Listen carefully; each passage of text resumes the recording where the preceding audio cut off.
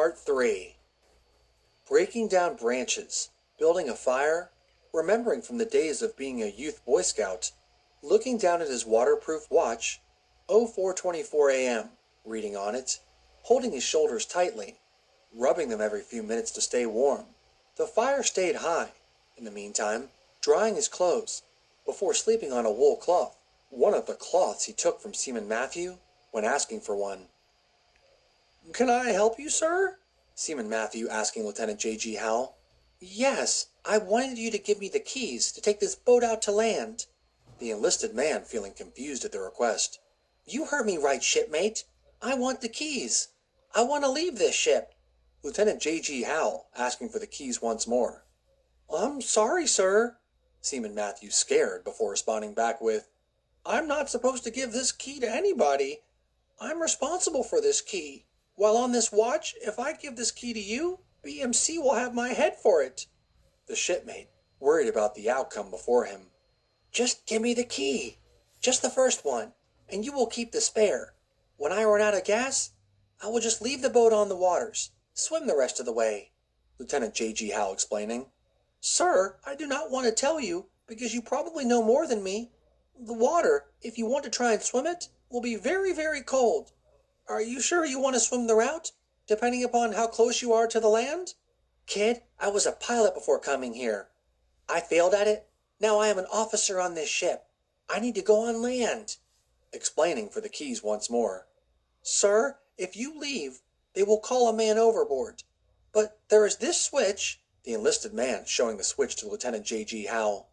"This switch is like a mode where you can sneak away for some time, before anybody knowing you have left the scene. Kind of like if you were a Navy SEAL elite naval shipman, you can sneak away unlisted," Seaman Matthew explains. Giving the key, taking the spare key, placing it in his pocket. "Where are you going, sir?" "I'm going as far as the boat can take me. I just need to get to land." "Can I ask you why, sir? Why you want to go to land so badly?" "When you find something, you want to see it so badly. But everything, obstacles, so many of them, preventing you from completing it. It gets annoying." "Is this about a girl, sir?" "Yes, it is," Lieutenant J.G. Howell saying proudly. "Man overboard! Man overboard!" Going over the speakers all around the ship. Sir Seaman Matthew saying, "We got to go to our man overboard stations." Walking away. Lieutenant J.G. Howell saying, "This is it. This is the sign I need." "Sir?" Seaman Matthews confused. "What are you talking about?" "This is the signal. This is the sign God has put before me." Lieutenant J.G. Howell, getting on the boat, turning the key. The engine is turning on. Seaman Matthew, rushing to the boat, putting it on silent. "You do not want to make people hear the boat, sir." Readjusting the settings. Helping him push the small boat forward, looking at Lieutenant J.G. Howell, not knowing what to say. "It's okay, kid. I got this. You go to man overboard. They will figure out I'm gone. You will have nothing to worry about." "Wake up! Wake up!" Some stranger nudging Howell. Howell pulling a gun to him. "Back off, friend." The stranger taking a few steps back, before speaking. "I do not mean any harm, but I wanted to warn you, it will be daylight soon. You do not want to be sleeping in the daylight," the stranger warning. Keeping the pistol, a 9mm, pointed at the stranger. "How did you get here?" "I was walking along the beach admiring the beautiful ocean, also looking for some fish, probably some dead on the sand. I saw you, though. You looked like you had a bonfire going on. You must have Boy Scout skills in you." "If I put the gun," slowly pointing his gun downward, placing it in his leg holster, "you are not going to attack, right?" "No, I'm not going to attack you, friend," the stranger assuring. "What is your name, friend?" "Howell. James Howell. What is your name, friend?"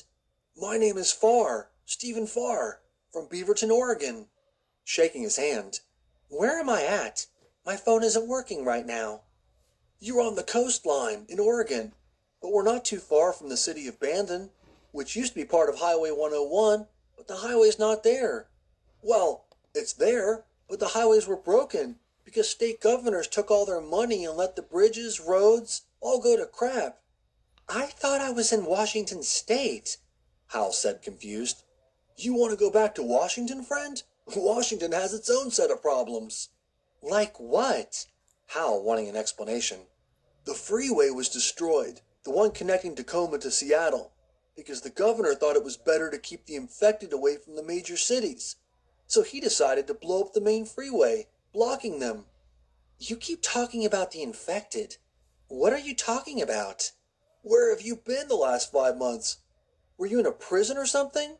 Not wanting to tell him he was on a boat, Hal lies instead. I was somewhere, but I was not on land. I did hear in the news people were getting sick. Did they get better? Stephen, parking himself on the sand, sitting on some grass. He asks Hal to sit next to him. He had a story to tell him. A few hours later, people are attacking people like zombies in a movie, Farr was explaining about.